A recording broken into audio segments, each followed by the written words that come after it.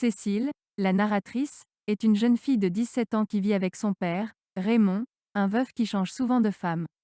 Sa maîtresse du moment s'appelle Elsa. Cécile, son père et Elsa sont en vacances dans une villa de la Méditerranée. Cécile y rencontre Cyril avec qui elle apprendra la voile. Raymond dit qu'Anne va venir dans leur villa. C'est cette femme qui s'est occupée de Cécile à sa sortie de pension.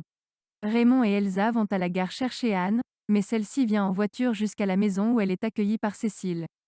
On sent tout de suite une différence entre les deux femmes. Anne est la femme parfaite que tout le monde écoute. Elsa, plus jeune, s'est pris des coups de soleil, ce qui la rend moins jolie. Anne a encore un beau corps malgré l'âge. Cécile se doute déjà que son père va virer Elsa pour prendre Anne comme maîtresse. Bizarrement, Anne est gentille avec Elsa et elle semble indifférente à Raymond.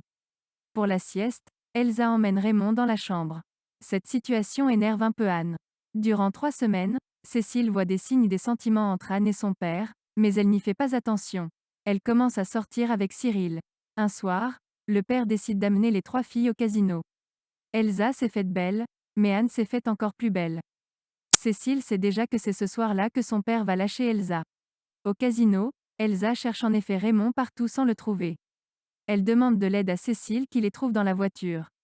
Ils veulent partir à la maison et laisser les 2 filles seules. Cécile sert un prétexte à Elsa qui comprend tout. Le lendemain, Cécile retrouve les deux amoureux ensemble. Ils ont pour projet de se marier. Cécile semble contente, car Anne pourrait lui donner une vie plus équilibrée. Anne et Raymond ont l'air amoureux et heureux ensemble. Un jour, Anne surprend Cyril et Cécile ensemble. Elle craint que Cécile devienne enceinte et elle leur dit de ne plus se revoir. Son père se ligue avec sa nouvelle maîtresse. Il ne faut plus que Cécile revoie ce garçon et qu'elle révise ses cours. Cécile commence à en vouloir à Anne, elle l'empêche d'aller voir Cyril et elle ligue son père contre elle. Elle reconnaît tout de même qu'Anne peut les changer en mieux. Cécile n'arrive pas à travailler, et elle pense qu'Anne est en train de voler leur vie en les faisant changer de ce qu'ils étaient initialement.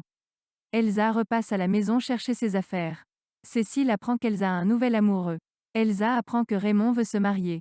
Cécile lui dit que c'est d'elle dont son père est amoureux et non d'Anne qui ne l'a eu qu'en le manipulant. Cécile s'en veut. Elle essaye de se racheter auprès d'Anne. Elle pense même reprendre ses révisions. Un jour, Cécile rejoint Cyril. Il la demande en mariage. Elle dit qu'elle ne peut pas surtout à cause d'Anne. Elsa habite chez Cyril. Ils ébauchent tous les 3 un plan. Cyril va faire croire qu'il est avec Elsa pour rendre jaloux le père de Cécile. Sur la plage, Cécile, Raymond et Anne voient Cyril et Elsa faire du bateau. L'orgueil de Raymond est touché. Il ne se fait pas à l'idée que quelqu'un de plus jeune puisse lui voler une femme. Se marier avec une femme de son âge, tout à coup lui fait prendre conscience de son âge, alors qu'avant il n'en avait pas indistinctement. Après une altercation avec Anne qui a remarqué que Cécile ne travaillait pas du tout ses cours, Cécile se rend chez Cyril. Ils font l'amour. Anne se doute que Cécile trame quelque chose contre elle. Un jour, elle se dispute et Anne enferme Cécile dans sa chambre. Après que son père l'ait libérée, elle va voir Cyril pour lui faire part de son plan. Le lendemain, Cécile se promène avec son père. Cyril et Elsa sont allongés par terre. Le père les voit, ce qui le rend jaloux. Cécile revoit Cyril. Elsa attend les résultats de la machination. Le père devient de plus en plus jaloux et Anne semble être impassible. Raymond, Anne et Cécile vont au bar. Cécile demande à Cyril et à Elsa de venir aussi. L'ami avec qui ils sont s'extasie devant la beauté d'Elsa. Cette remarque fait ressouvenir à Raymond qu'Elsa n'est plus sa maîtresse. Cécile, son père et Anne vont ensuite dans une boîte. Elsa et Cyril les suivent. Ils montrent aux autres qu'ils sont en couple, ce qui énerve Raymond. Le trio repart en voiture. Anne dit à Cécile que les hommes, quand ils vieillissent, n'attirent plus de femmes. Ils sont alors obligés de payer les femmes et de faire des compromis qui les rendent malheureux. Malgré ce discours, Cécile continue de vouloir faire échapper son père de la vie rangée que veut lui offrir Anne. D'Elsa, Cécile apprend que son père l'a invitée au village pour se faire pardonner. Raymond invente un prétexte pour Anne. Anne les surprend et elle part en voiture. Cécile éprouve alors du remords et en veut à son père. Raymond veut se faire pardonner, car il veut qu'Anne revienne. Il apprend qu'elle est morte dans un accident de voiture. Sa voiture a chuté de plusieurs mètres. Au début, Cécile et son père pensent à Anne et ils reprennent un train de vie plus calme. Quelque temps plus tard, ils reprennent leur ancien mode de vie. Cécile est celle qui voit l'histoire, qui est un des personnages des plus importants, qui provoque le drame, qui s'analyse, qui analyse les situations de ses proches, qui nous raconte l'histoire, et qui est au cœur du drame. Cécile est une fille intelligente et qui a été trop gâtée. C'est ce mélange des deux, qui la pousse à construire son plan. Le mélange entre ce côté enfant capricieuse et d'analyste psychologique, ouvre les portes à sa méchanceté, ce qui entraîne la manipulation. Elle a une analyse très fine des gens qui l'entourent.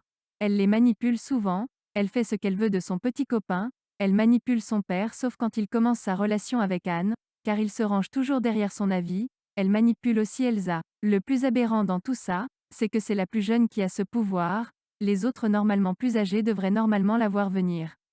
La seule personne qui était le plus capable de se mettre dans sa tête était Anne, mais à la fin elle se fait avoir aussi. On se demande comment une fille aussi intelligente a-t-elle fait pour rater ses examens alors qu'elle a une très bonne analyse des choses qui l'entourent. Cécile et son père ont déjà tout ce qu'ils veulent. Ils ont l'argent et ils n'ont qu'à le dépenser. Aucun d'eux ne travaille. Leur but est de profiter de la vie, de s'amuser, en évitant le côté négatif des choses. Ils ne font pas aussi attention à leurs âges. Raymond a 40 ans, mais il se comporte comme un homme plus jeune, il n'est pas marié, il prend les femmes qui lui plaisent et les jette quand il n'en veut plus. Cécile aussi n'a pas son âge. On la dirait bien plus vieille. Elle ne traîne d'ailleurs d'avec les amis de son père qui sont bien plus vieux qu'elle, Cyril, lui-même a 26 ans, soit 9 ans de plus qu'elle. Cécile met un temps fou pour comprendre qu'Anne est un être vivant et que comme tout être vivant elle a des émotions et une sensibilité. Elle croyait devoir se confronter à une entité. Le fait qu'elle soit virée de la vie de Raymond amène à ce qu'elle voulait, c'est-à-dire qu'elle les laisse, son père et elle, vivre leur vie dissolue. Or, le plan de Cécile a des conséquences sur Anne qui se suicide, car elle ne supporte pas la trahison de Raymond. Ce plan a également des conséquences sur Cécile et sur son père, car ils connaissent maintenant la tristesse. Le sens du titre est que ce drame leur a fait connaître un sentiment nouveau, qui est la tristesse. Ils ne l'avaient pas connu auparavant, car il ne faisait que combler leurs envies. Des éléments rappellent à Cécile cet été-là comme les allumettes ou encore la pierre et ces objets amènent en elle cette tristesse. Cécile est une fille qui a grandi sans mère, mais en pension, puis durant 2 ans avec son père. Elle a une relation spéciale avec son père. Ils sont plus amis qu'autre chose. Il n'y a pas de lien parental. Raymond l'emmène dans ses soirées et dans sa vie sans morale et sans principe. Il ne fixe aucune règle, sa fille fait ce qui lui plaît. Souvent, Cécile est ivre, alors qu'elle n'est pas encore majeure, mais son père ne fait rien contre ça, il n'est même pas lui-même contrarié. Elle conduit une voiture, alors qu'elle n'a pas l'air d'avoir le permis. Il ne se soucie pas non plus de ses résultats scolaires, car pour lui, ils ne sont nullement importants dans la vie. Comme il le dit, Cécile trouvera un homme riche qui s'occupera d'elle. Anne est une personne sérieuse, sans excès, un être constant. Elle force Cécile à déjeuner et à réviser ses cours. Elle est la plus maligne de l'entourage de Cécile. Elle prend soin d'elle, de ses vêtements, par exemple lors de la fête au casino, elle est la mieux apprêtée. Elle prend soin aussi de son corps, qui ne présente pas encore les signes de vieillesse. Elle préfère être avec des gens intelligents, contrairement à Raymond et Cécile qui préfèrent être avec des gens drôles. Les sentiments de Cécile sont ambigus, quelquefois, elle en veut à Anne de bousculer leur rythme de vie, quelquefois elle lui apparaît comme la personne qui peut les sauver de leur vie dissolue en leur faisant une vie plus sage.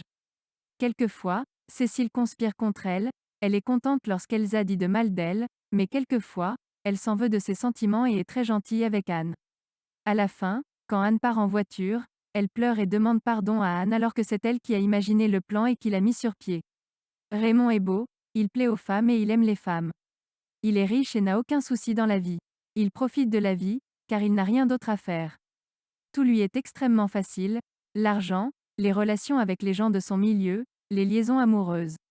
Il a tout ce qu'il veut et rien ne lui résiste puisqu'il a de l'argent. Il n'est jamais peiné, il n'est jamais en colère. Elsa est une demi-mondaine. Elle est jolie, quoique les coups de soleil la rendent moins jolie. Elle a 29 ans. Elle est un peu comme Raymond, tout lui est facile, il suffit de naviguer d'un homme à l'autre pour pouvoir avoir ce qu'elle veut, elle n'a aucune difficulté dans la vie, tout semble léger. Elle n'a pas besoin d'être intelligente. Anne est une femme droite, mais il y a quelque chose qui me dérange, c'est cette manière d'être sûre que sa vision des choses est la bonne, qu'il faut qu'elle suive cette vision et qu'elle force les autres aussi à vivre selon sa vision des choses. Elle n'admet pas l'erreur, elle n'admet pas aussi d'être trompée, car elle se suicide. Il faut toujours que les choses soient toujours à 100% comme elle voudrait qu'elles soient. La vie d'Anne n'a aucune légèreté, contrairement à celle de Raymond et de Cécile. On se demande d'ailleurs pourquoi elle est tombée amoureuse d'un homme comme lui, car elle a dû se rendre compte sur place et peut-être avoir connu la vie de séducteur de Raymond. Dans son suicide, le fait de le déguiser en accident en dit également sur elle. Elle ne veut pas montrer ses faiblesses, elle préfère encore faire passer ça sur le compte d'un accident. Même après la mort, elle laisse aux autres ce sentiment de non-défaillance. Cécile et son père, eux, auraient préféré se suicider clairement et laisser une lettre pour tout expliquer. Encore une fois, il y a deux groupes qui divergent. Au moment de la rencontre avec la mère de Cyril, montre aussi une opposition entre Cécile et Anne. Anne trouve cette femme très bien, alors que Cécile met l'accent sur le fait que cette femme n'est pas contente de ce qu'elle a fait, mais de ce qu'elle n'a pas fait. Pour elle, cette vie n'est pas un modèle. Anne est la seule à avoir un sens pratique des choses. Elle pense qu'il faut travailler pour avoir un diplôme qui servira plus tard, elle pense qu'il ne faut pas que Cécile ait des relations avec Cyril, sinon elle risque d'aller en clinique pour se faire avorter. À mon avis, la manipulation de Cécile n'a fait que de précipiter les choses. Raymond aurait trompé Anne un jour ou l'autre. Si ce n'était pas avec Elsa, ça aurait été avec une autre. Raymond a ce besoin de séduire et de plaire. Ce n'est pas parce qu'il est heureux avec Anne que cette relation était faite pour durer. Comme le dit Cécile elle-même, au début de ses relations, son père semble toujours heureux. Raymond serait redevenu le même, le naturel serait revenu et il aurait cassé avec Anne. Il y a différents thèmes abordés dans ce roman, l'amour, l'amitié, il y a l'amour entre Cyril et Cécile, entre Elsa et Raymond et aussi entre Raymond et Anne. Il y a aussi une amitié entre Cécile et Raymond qui n'agit pas vraiment comme un père envers elle. La jeunesse, Cécile est jeune, car elle a 17 ans, Elsa et Cyril aussi sont jeunes, mais les autres personnages, qui sont quadragénaires sont également jeunes. Leurs corps ne sont pas marqués par la vieillesse, leur esprit aussi est plutôt jeune. La jalousie, Cécile est jalouse d'Anne, car elle lui enlève son père en le ralliant à ses côtés, Elsa est jalouse d'Anne, car elle est la nouvelle maîtresse de Raymond, Anne est jalouse d'Elsa, car elle s'aperçoit que Raymond la désire. La tristesse et les regrets, on sent que Cécile regrette son plan et qu'elle ne voulait finalement pas faire de mal à Anne. Le fait qu'elle l'a fait souffrir et que maintenant elle n'a plus de moyens de réparer sa faute lui donne un sentiment de tristesse. Le père de Cécile est quelqu'un de plat. On décide toujours pour lui au niveau de ses relations amoureuses, Anne évince Elsa, Elsa évince Anne, Cécile évince Anne. On dirait que Raymond n'a aucun pouvoir et n'est avec une femme que juste parce qu'elle a réussi à faire partir une autre. Ce sont les femmes qui décident des relations amoureuses de Raymond. C'est également un peu le cas de Cyril. Cécile décide de faire croire aux autres qu'Elsa et Cyril sont ensemble. Cécile décide de quitter Cyril à la fin des vacances alors qu'il voulait se marier avec elle. Les femmes décident si elles restent ou non, elles ont aussi le pouvoir de virer ou de garder une autre fille à sa place.